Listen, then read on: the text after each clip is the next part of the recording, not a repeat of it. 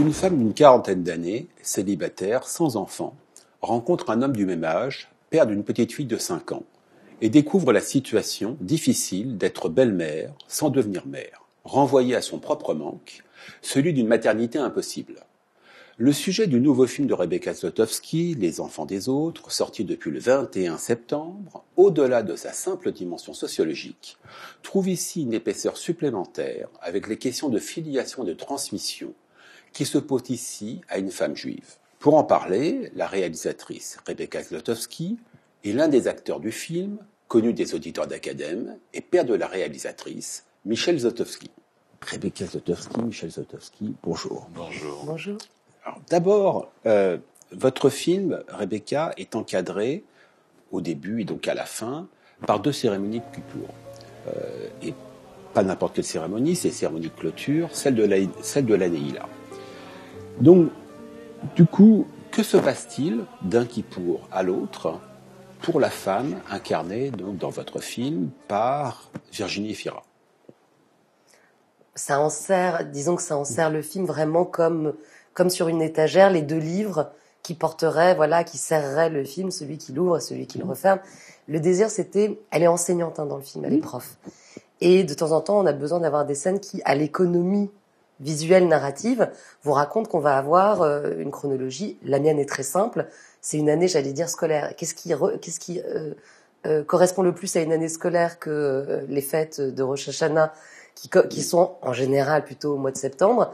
Eh bien, voilà. Donc, il y avait vraiment l'idée d'ouvrir et de fermer, de raconter la famille aussi à l'économie, c'est-à-dire de les présenter sous le talit, qui est l'une des images les plus, je trouve, les plus belles qu'on puisse avoir pour raconter une famille unie et une famille qui se protège, qui se soude et autour de leur père. Donc, c'était une manière assez rapide de raconter ça. Et puis, il y avait aussi, je crois, qu'il y a quand même toujours un inconscient qui traverse les films, le fait qu'elle s'appelle Rachel, le fait qu'on ouvre avec ce moment qui est l'issue des 10 jours terribles, le moment du chauffard qui délivre, en tous les cas pour moi, qui mécréante, ou en tous les cas avec quelques points de liturgie, mais c'est ce que je me racontais dans le récit biblique.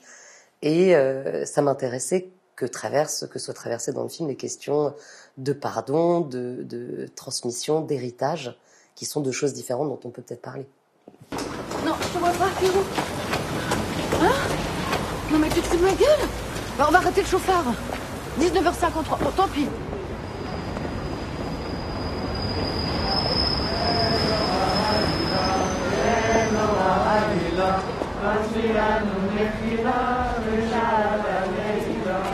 J'ai kiffé, je te dis, on se retrouve à la station. Bah oui, mais là c'est un peu précis quand même. Bah oui.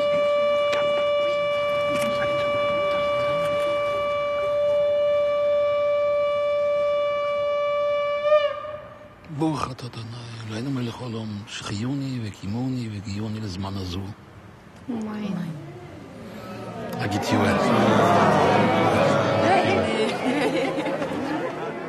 Donc votre personnage, incarné par Virginie Fira, donc une femme, quadragénaire, professeure de français, et donc qui est confrontée à la question d'une maternité qu'elle souhaite, mais qui s'éloigne de plus en plus, justement, en raison du temps qui passe et de l'horloge biologique qui lui est imposée.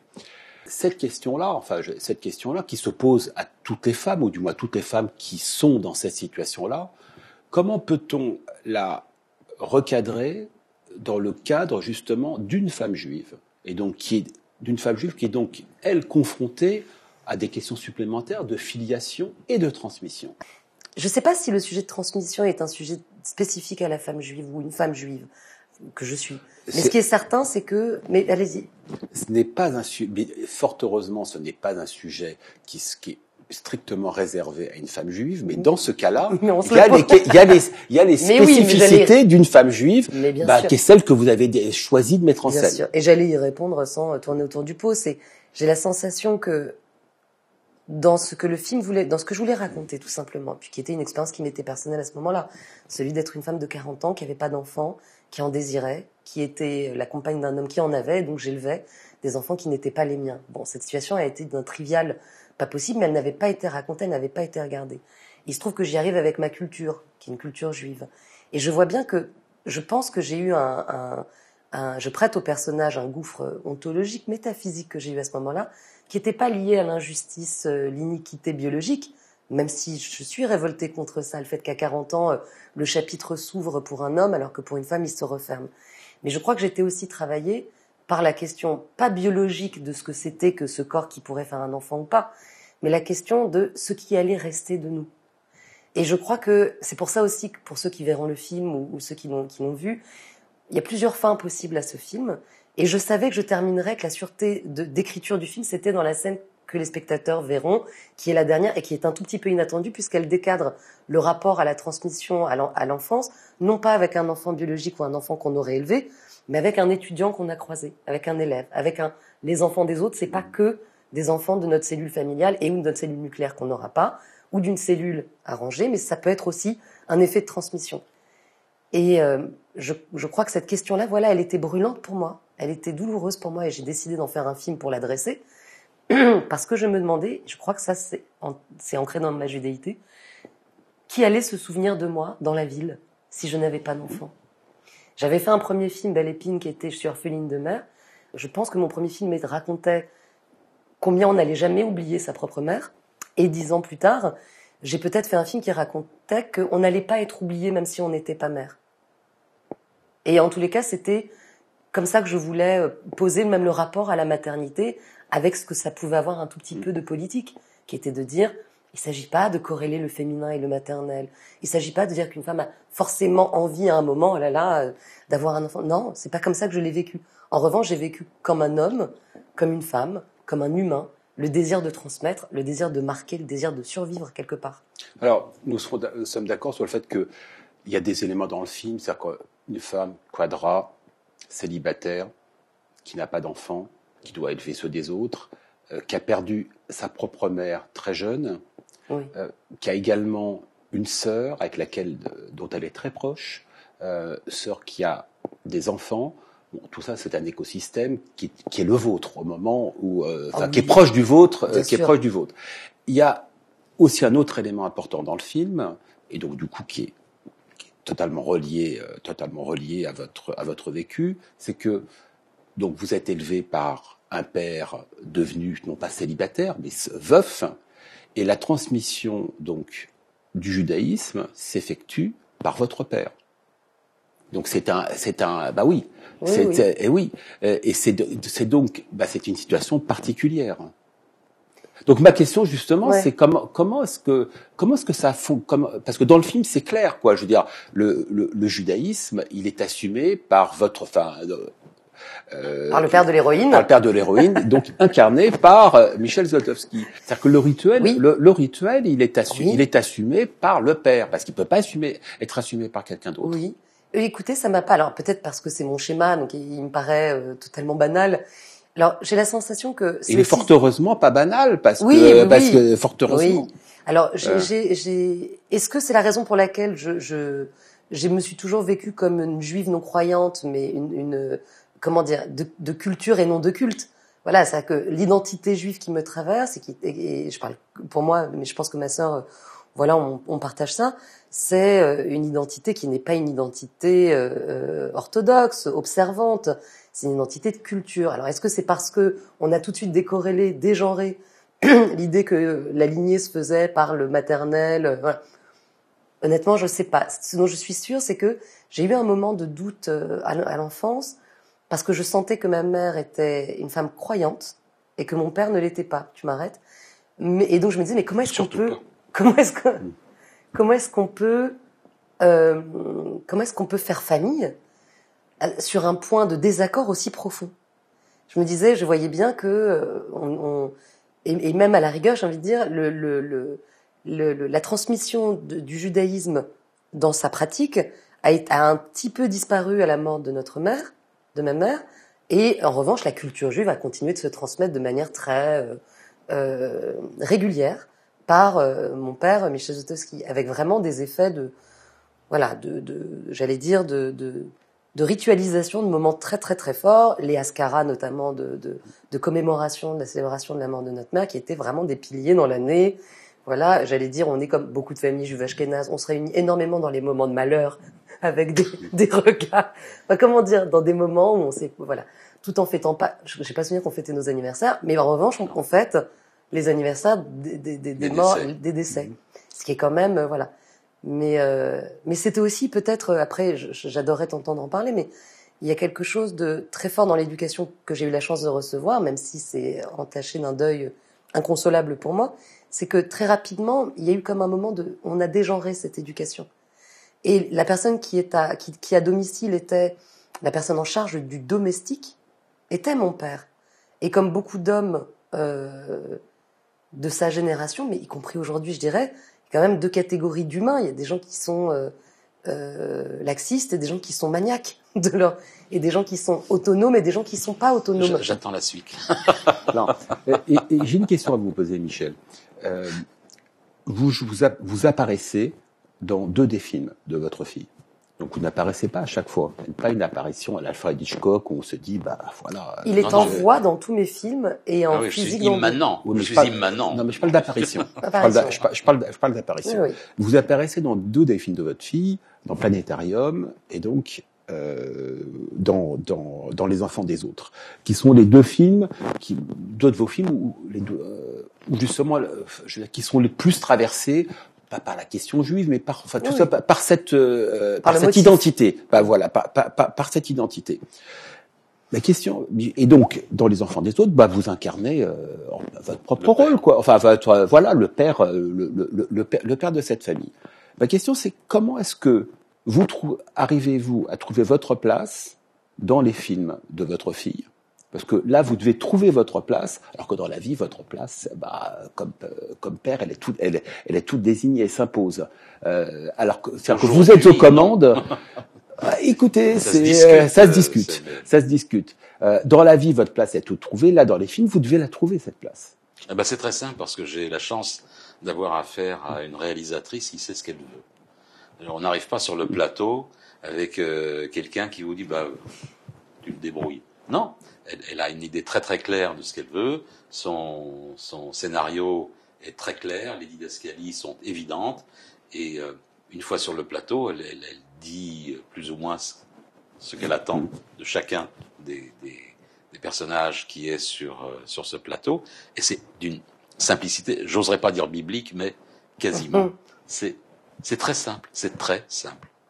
Et la chance extraordinaire qu'on a sur ce dernier film, enfin le plus récent, pas le dernier, Les Enfants des Autres, c'est que j'avais comme fille Virginie Efira et Yamé Couture, qui sont 2 personnes extraordinaires. Et ça s'est fait de manière extrêmement simple et douce et claire. Vous apparaissez dans 2 scènes dans Les Enfants des Autres, dont une résonance autobiographique très claire, puisque c'est une scène de cimetière, et puis j'imagine que c'est devant la tombe de votre mère, dont et les donc droits étaient disponibles. Comme par hasard, nous avions les droits sur cette tombe. Non mais, je dis ça parce que ça a son importance. Dans un moment de confinement, dans les moments comme vous le savez, tout ce qui est filmé, tout ce qui entre dans le cadre, doit être contrôlé, décidé, désiré, pas désiré, payé. Et donc, il y avait, quand on est dans un cimetière, il faut demander les droits, évidemment, des tombes devant lesquelles on prie. Et c'était une tannée parce que on était très compliqué d'obtenir, puis comme ça, des caveaux, en plus à Bagneux.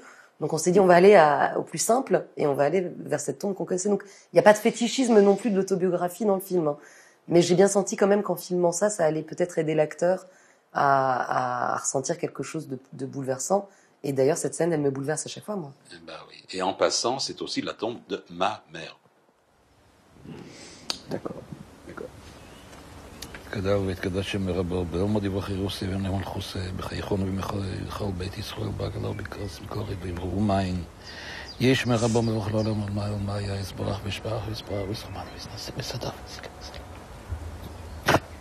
שמתי קודשה ויחיכו לילים מכל ביחות ושרת. תחמדו את אמירן יש לו מרבה משמיים וחיים עלינו ולכל ישראל ואמרמיים. עושה שלום ביום ואף הוא יעשה שלום עלינו ועל ישראל ונמרו אמן. אמן. אל מלא רחמים.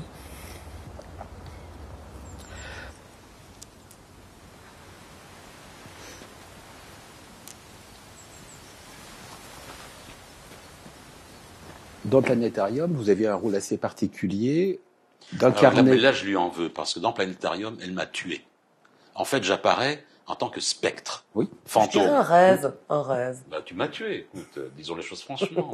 Hein.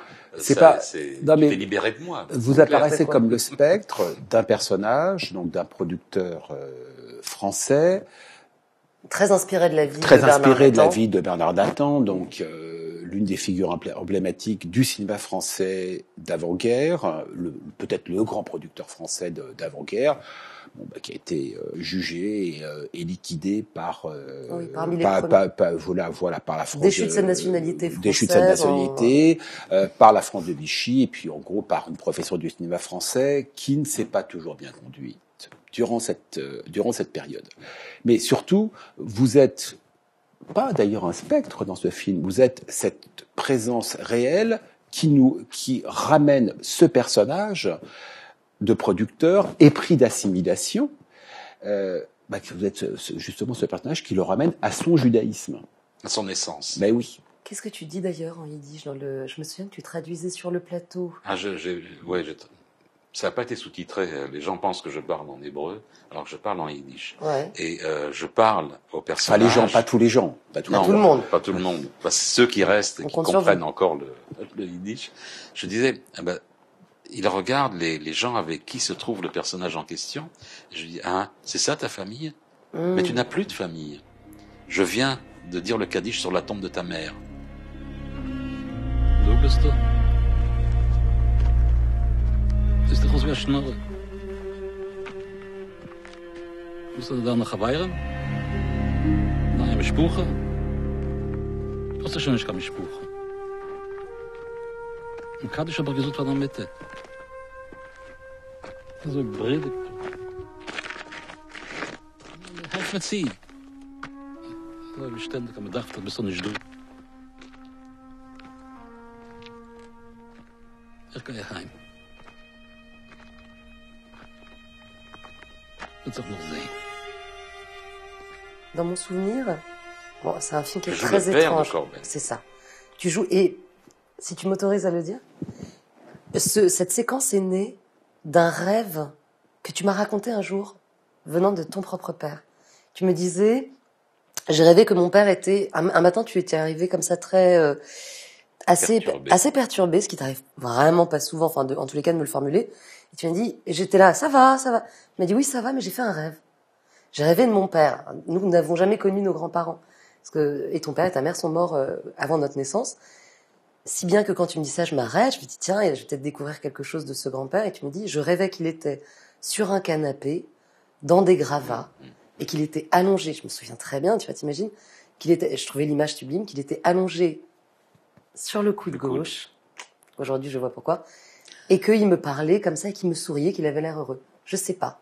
J'ai 14 ans, je reste avec cette image, et plus tard, 20 ans plus tard, je fais ce film, et dans ce film, j'écris une scène dans laquelle cet homme est visité par son père, qui lui apparaît, comme vous l'avez vu dans la scène, sur un canapé, au milieu d'une espèce de. Donc c'est ton inconscient que j'ai vampirisé et que j'ai. C'est étrange, hein. C'est bizarre, hein, quand même. Et c'est maintenant que tu le. C'est maintenant que je te le dis. Eh ben. Tu voudrais que je te paye des droits d'auteur sur ce film, c'est ça? Donc Non, voilà. J'ai été payé. Je t'ai fait jouer le rêve que tu m'as raconté. Oui. Et tu m'as fait jouer aussi quelque chose dans ce film, justement, en restant encore une seconde sur Planétarium, cette séquence qui m'a profondément bouleversé quand j'étais enfant. Parce que quand nous sommes venus en France, évidemment, je ne parlais pas le français, je suis né en Pologne. Et mes parents devaient travailler dur, et pendant les vacances d'été, que faire d'un enfant sinon le mettre dans une colonie de vacances juive. Et celle-là, elle était à Brunois. Et les parents venaient nous voir le dimanche, pendant 1 heure ou 2, et ils devaient repartir. Et c'était un déchirement. Donc, ils m'ont amené, et on voit la séquence dans le film, ils m'ont amené devant la cage de clapier où il y avait des lapins. Ils me disaient, oh, regarde les petits lapins. En yiddish, hein. Regarde les petits lapins. Et moi, je regarde les petits lapins, puis après, je me retourne, et mes parents ne sont plus là. Dit comme ça a l'air ridicule, mais ça a été un déchirement. Et 70 plus années plus tard, c'est toujours là. Et c'est vrai que c'est dans le film, c'est dans cette séquence. Ouais, c'est dans cette séquence. Oh. qu'il est belle. On est sentimentaux quand même. On fait des trucs là, on s'explique. Moi, il y a des gens qui viennent voir le film, je pense, pour te voir. Je le sais, puisqu'à Genève, il y a une femme qui a pris plusieurs spectateurs me disent qu'ils viennent pour te voir. Tu leur as dit que j'étais vieux, mais que j'avais pas d'argent. J'ai appelé ton... Mais je pense que qu'il y a des gens qui suivent ton imaginaire, et c'est vrai que les films que je fais sont traversés par ton imaginaire. Que faire? La transmission, il est là.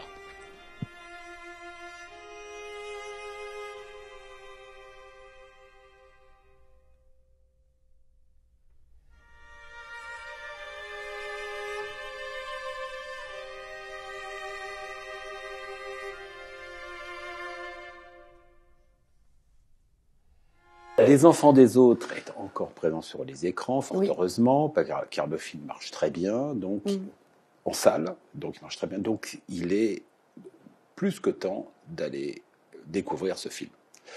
Merci beaucoup et à très bientôt pour une nouvelle émission cinéma sur Academ. Merci. Allez, vous pouvez tous sortir dans le calme, s'il vous plaît. Et toi, Rachel, pour les stages, t'as rempli le tableau? Ah non, j'ai pas rempli le tableau. Mais j'ai quelqu'un. Une description? 1m95. Je suis amoureux de toi. Et une petite fille de 4 ans. Et il est parti. Ah, c'est elle qui l'a quitté. Papa, tu juges l'animal, hein. Je veux la rencontrer. Je veux rencontrer Lila. C'est rien d'évident, tu sais. Les enfants des autres, parfois. Bonjour. À quel âge, Lila? 4 ans et demi. Waouh. Tu te fais un petit bisou? Ça va, mon cœur? Bonjour Alice, moi je suis Rachel. Pardon, bonjour Rachel. Alors, oui, les bisous, les bonjours à Rachel. Pourquoi Rachel est tout le temps là? Moi, je veux qu'il s'en aille. Mais si tu crois un jour que... Elle a 5 ans. Pas t'apprendre qu'à cet âge-là, ça veut absolument rien dire. Je dirais que tu fais semblant de pas comprendre que je m'attache à elle. À la fin de la journée, c'est vous, son père et sa mère, pour toujours. Que je resterai une figurante. T'exagères.